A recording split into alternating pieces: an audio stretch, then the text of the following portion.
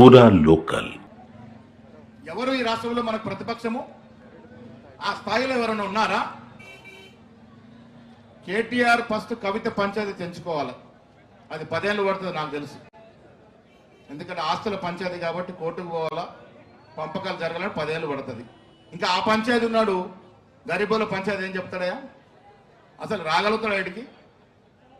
వాళ్ళ పంచాయతీ తేల్చలేక కేసీఆర్ ఫామ్ హౌస్కి పరిమితమైంది. ప్రతిపక్ష హోదా ఉండి కేసీఆర్ ఎప్పుడు అసెంబ్లీకి రాడు.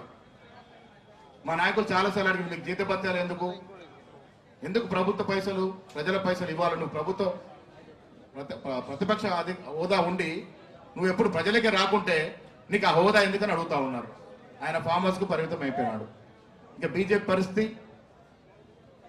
శ్రీరామచంద్రుడు ఆంజనేయుడు అడ్డాలు వాళ్ళకు లేదు, బయటకు రారు. నేను చాలా సందర్భాలు అడిగాను. శ్రీరామచంద్రుడు 3000 4000 కిందటి భగవంతుడు. బీజేపీ పార్టీ 1980లో పుట్టింది, అంతేనా? మరి శ్రీరామచంద్రుడికి ఎప్పుడు వీళ్ళు సభ్యత్వం ఇచ్చారు బీజేపీలో? అసలు బీజేపీ పార్టీతో శ్రీరామచంద్రుడికి ఏం సంబంధము? మీరెట్లా వాడుకుంటారు బీజేపీ? మీ జాగిరా రామచంద్రుడు హనుమంతుడు శివుడు మీ ఏమన్నా జాగిరా? మీకు ఎవరిచ్చారు ఈ దేవుళ్ళ పేరు ఆడుకునే హక్కు మీకు? ఎలా ఈ దేవుళ్ళ పేరు వాడి మీరు ఓట్లు అడుగుతారు? దేవుళ్ళ పేర్ల ఓట్లు అడిగే హక్కు మీకు శివుడు ఇచ్చాడా, శ్రీరామచంద్రుడు ఇచ్చాడా, హనుమంతుడు ఇచ్చాడా? దేవుళ్ళను కూడా రాజకీయాలకు లాగి ఓట్లు పిచ్చమెత్తుకున్నటువంటి నాయకులు మీరు. ఓట్ల పిచ్చగాలు, పదవి కోసం ఏమైనా చేసే దూరం పోయిన నాయకులు మీరు. సోనియా గాంధీ గారు 2004లో ప్రధానమంత్రి అయ్యే అవకాశం ఉండి కూడా త్యాగం చేసిందా లేదా?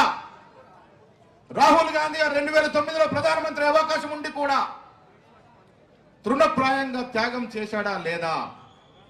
మరి పదవులే త్యాగం చేసే మాకు ఓట్లు దొంగిలించే అవసరం మాకేముందమ్మా? అరుణమ్మ, మీరు ఓట్లు దొంగలించి గెలిచారు, ఓట్లు మాయ చేసి గెలిచారు, ఎరాఫేరీ చేశారు, గెలిచారు ఈ రాష్ట్రంలో పార్లమెంట్ సభ్యులు.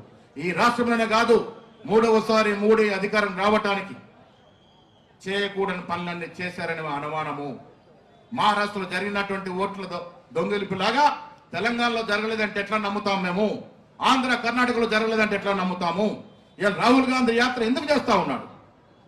రుజువులతో సహా ఎలక్షన్ కమిషన్కి ఇస్తే ఇది కరెక్టే, బీజేపీ ప్రభుత్వం తప్పు చేసి చెప్పాల్సింది పోయి తిరగబడి రాహుల్ గాంధీ మీద విమర్శలు చేస్తా ఉన్నారు. వెబ్సైట్ నుంచి తీసేస్తా ఉన్నారు. డిజిటల్ షీట్ ఇవ్వమంటే ఇచ్చే పరిస్థితి లేరు. సీసీ కెమెరాలు నమాజాన్ రికార్డ్ లిమిట్ ఇచ్చే పరిస్థితి లేరు. Election commission of India corrupt అయిపోయినప్పుడు ప్రజాస్వామ్యం మీద నమ్మకం ఎలా ఉంటుంది మిత్రులారా? అందుకే రాహుల్ గాంధీ గారు యాత్ర చేస్తా ఉన్నారు. బీహార్లో యాత్ర చూడండి మీరు టీవీలో, లక్షల మంది రాహుల్ గాంధీతో నడుస్తా ఉన్నారు. కారణం ఏమిటి మిత్రులారా? ఈ దేశ ప్రజలు, బీహార్ ప్రజలు కూడా నమ్ముతా ఉన్నారు బీజేపీ పార్టీ మోసం చేసి 2సార్లు మూడోసారి అధికారంలోకి వచ్చిందని నమ్ముతున్నారు. కాబట్టే రాహుల్ గాంధీ గారి వెంట లక్షల మంది జనం నడుస్తా ఉన్నారు, సంఘీభావం తెలుపుతా ఉన్నారు. ఎస్, బీజేపీ పార్టీ ఓట్లు దొంగలించింది కాబట్టి 3వసారి అధికారంలోకి వచ్చిందని నమ్ముతున్నారు. కాబట్టే రాహుల్ గాంధీ యాత్ర అంత విజయవంతం అవుతా ఉంది. రాహుల్ గాంధీ యాత్ర ఎలా ప్రజల్ని మేలు కొలపడానికి, వాస్తవాన్ని తెలవడానికి, తద్వారా ప్రజలే ఈ ప్రజాస్వామ్యాన్ని రక్షించే విధంగా చెప్పడానికి రాహుల్ గాంధీ యాత్ర చేస్తా ఉన్నారు.